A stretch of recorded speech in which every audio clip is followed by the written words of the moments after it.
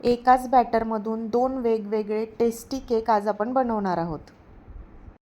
त्यासाठी मी 2 वाटी मैदा घेतलेला आहे. चाळणीने व्यवस्थित चाळून घ्यायचा आहे. अर्धी वाटी घेतलेली आहे कोको पावडर, तेही चाळणीने चाळून घेतलेली आहे. यामध्ये पाव वाटी टाकलेली आहे मिल्क पावडर.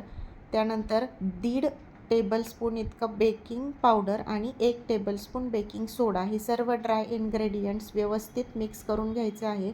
आता 2 वाटी मैद्याला मी 1.5 वाटी पिठी साखर या ठिकाणी चाळून घेतलेली आहे. सर्व इन्ग्रेडियंट्स व्यवस्थित चाळून घ्यायचे, म्हणजे त्यामध्ये हवा भरली जाते आणि काही गुठळ्या वगैरेही होत नाहीत. आता हे सर्व ड्राय इन्ग्रेडियंट्स एकदा चाळून घेतले, व्यवस्थित मिक्स करून घेतलेले आहेत. आता 1.5 वाटी इतकं मी दूध घेतलेलं आहे आणि अर्धा वाटी तेल त्यामध्ये टाकून घेतलेलं आहे, मिक्स करून घेतलेलं आहे. आता हे ड्राय इन्ग्रेडियंट्स आणि वेट इन्ग्रेडियंट्स आपण मिक्स करणार आहोत. आता एका मोठ्या पातेल्यामध्ये दूध आणि तेलाचं मिश्रण टाकून घेतलं आणि पुन्हा एकदा सर्व ड्राय इन्ग्रेडियंट्स चाळणीने चाळून घेतले, म्हणजे त्यामध्ये व्यवस्थित हवा भरली जाईल आणि आपलं बॅटर एकदम फ्लफी असं तयार होईल. आणि जे बेकिंग पावडर, बेकिंग सोडा आपण टाकला होता ते व्यवस्थित सर्व एकत्र मिश्रणामध्ये मिक्स होऊन जाईल. आता हलक्या हाताने हे मिश्रण फेटून घ्यायचं आहे.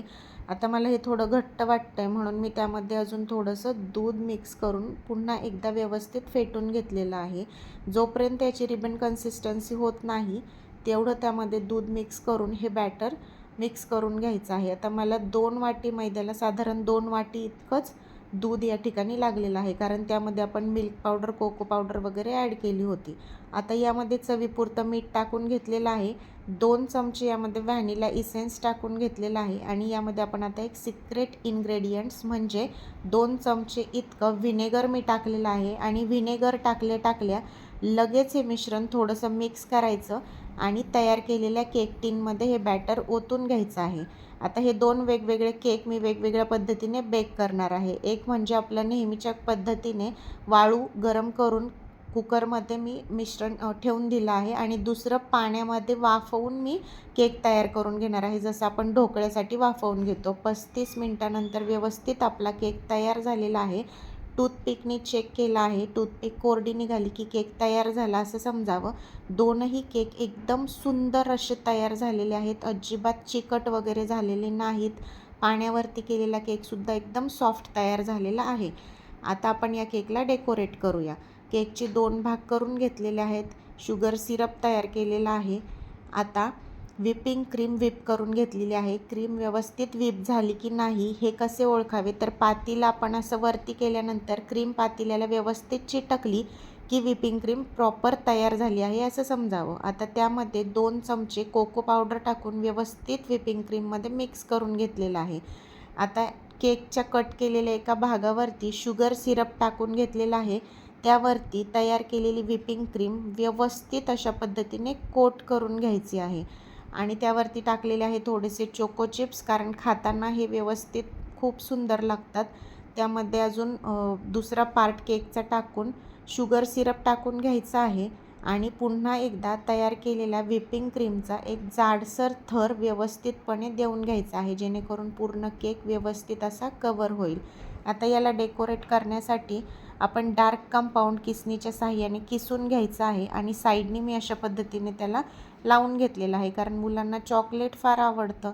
त्यामुळे मी चॉकलेटचंच या ठिकाणी डेकोरेशनही केलेलं आहे. वरती चोको चिप्स, चॉकलेट बॉल्स टाकून त्याला छान असं सजावट करून घेतलेली आहे आणि आपला मस्त असा चॉकलेट फ्लेवरचा केक तयार झालेला आहे. आतमध्येही एकदम सॉफ्ट आणि स्पॉन्जी आणि अतिशय टेस्टी. मुलांना तर अतिशय हा केक आवडला. तुम्ही हा केक नक्की ट्राय करा.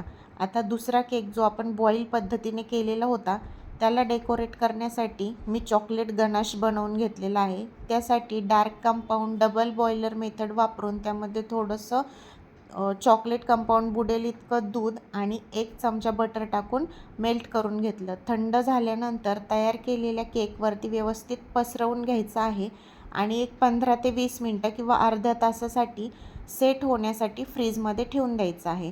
अर्ध्या तासानंतर एकदम सुंदर असा केक सेट झालेला होता आणि हा केकही अतिशय टेस्टी आणि सॉफ्ट झालेला आहे. जसा दुसरा केक आपला कोरडा लागतो खाताना तसा अजिबात नाही, एकदम मॉइस्ट आणि टेस्टी हा केक तयार झाला होता. तुम्हाला या रेसिपीज कशा वाटल्या कमेंटमध्ये नक्की सांगा आणि चॅनलला सबस्क्राईब करायला विसरू नका. धन्यवाद.